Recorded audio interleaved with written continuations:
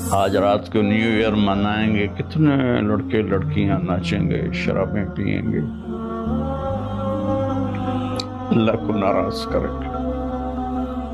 کاش میری آواز ان کے کانوں کے پردوں سے ٹکراتی، ان کے دل کے تاروں کو چھیڑتی، ان کے اندر اللہ اور اس کے رسول کی محبت کی جوت جگاتی۔ یہی رات بڑی ظالم ہے، رات کو سجدے میں رونے والی،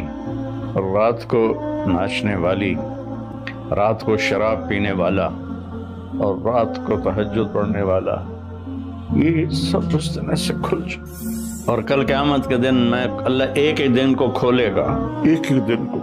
نیو ایئر منایا جا رہا ہے۔ مسلمان کو اس موقع پر کیا کرنا چاہیے؟ اس کو یہ استحضار کرنا چاہیے کہ میں قبر کے مزید قریب پہنچ چکا ہوں اور اب مجھے سنبھل جانا چاہیے۔ جتنی زندگی میں لے کر آیا تھا اس میں ایک سال مزید کم ہو گیا، تو ہم نے یہ احتساب کرنا ہے کہ میری زندگی میں ایک سال مزید کم ہو گیا، میں نے اپنے لیے کیا کیا، قوم کے لیے کیا کیا، اپنے والدین کے لیے کیا کیا، اپنے بھائی بہنوں کے لیے کیا کیا، اپنے بیوی بچوں کے لیے میں نے کیا کیا۔ اب تک اگر کچھ کیا ہے اس میں انشاءاللہ اس سال مزید ترقی دوں گا، نہیں اور ماضی پہ اللہ کا شکر ادا کروں گا، اور اگر کچھ نہیں کیا تو مجھے احتساب کرنا ہے اور بیٹھ جائیں کہ بھئی اب تک میں کیوں کچھ نہیں کر سکا، میں دنیا سے چلا جاؤں گا تو میں قبر میں کیا لے کے جاؤں گا اپنے ساتھ۔ اللہ تعالیٰ سے دعا ہے کہ اللہ تعالیٰ اس نئے سال کو ہمارے لیے واقعی حقیقی معنوں میں خوشیوں کا سبب بنائے۔ دا نیو ایئر رائٹ، ویسے تو اسلام کا جو کیلنڈر ہے وہ تو شروع ہوتا ہے محرم سے،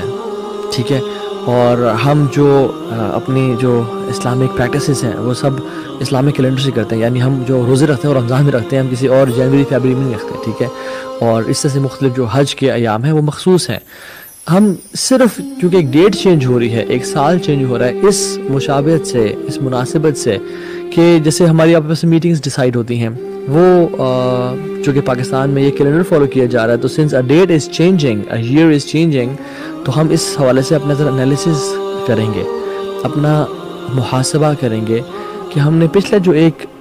جو سال گزرا، جس کیلنڈر کو ہم پاکستان میں فالو کر رہے ہیں، اس کے حوالے سے ہم کیا کچھ اچیو کیا اور ہم فیوچر میں کیا دیکھتے ہیں۔ ہمارا نیو ایئر رونے سے شروع ہوتا ہے، کیسا اللہ نے نظام بنایا، کسی اور مہینے میں یہ واقعہ ہو جاتا، نئے سال کے شروع میں یہ واقعہ رکھا ہے کہ ہر ایک کو پتا چلے کہ ہاں نیا سال خوشی منانے کے لیے نہیں ہوتا،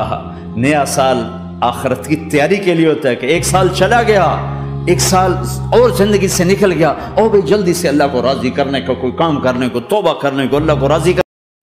ایک آدمی ہے جسے پھانسی کا حکم سنایا گیا اور جج نے کہا کہ 4 سال قید با مشقت کے بعد آپ کو 4 سال کے بعد پھانسی پہ لٹکا دیا جائے گا۔ اب جیسے ہی نیا سال شروع ہوتا ہے وہ پھانسی کا مجرم اچھلتا ہے، کودتا ہے، بھائی نیا سال مبارک، تو لوگ کہیں گے نا بھائی کہ یہ پاگل پنے والی باتیں ہیں، آپ کی زندگی میں 3 سال کم ہو گئے، آپ نے پھندے پہ لٹکنا ہے۔ تو بالکل اسی طرح ہے کہ ہم جتنی زندگی لے کر آئے تھے موت کے اور قریب ہو گئے، ہر سال گزرنے سے موت کے اور قریب ہو رہے ہیں۔